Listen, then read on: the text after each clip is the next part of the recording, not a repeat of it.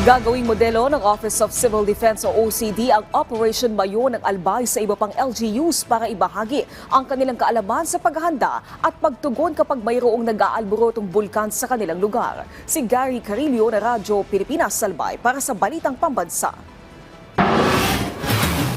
Biyaheng Negros sa darating na Miyerkules ang ilang opisyal ng Albay Public Safety and Emergency Management Office para ibahagi ang kanilang operational procedure tuwing nag-aalboroto ang bulkang Mayon.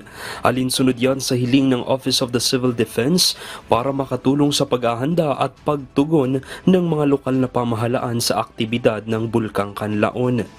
May technical support ako para i-share yung operational procedure ng Mayon Volcano during the preparations, pre-disaster activities and mitigation, and then response works, and then sa recovery.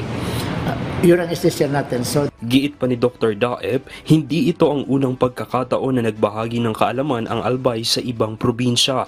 Sa katunayan, bahagi na ito ng kanilang advokasya upang mapatatag ang kahandaan ng bawat rehiyon sa harap ng mga kalamidad. Bukod sa Bulkang Kanlaon, nais din ng OCD na gawing modelo ng ilang LGUs at mga residente na malapit sa Bulkang Taal at Bulusan ang Operation Mayon. Sa pamamagitan ng pagbabahagi ng kaalaman sa ilalim ng Operation Mayon, umaasa ang pamahalaan na mas magiging handa ang mga taga-Negros sa anumang posibleng pagsabog ng Bulkang Kanlaon.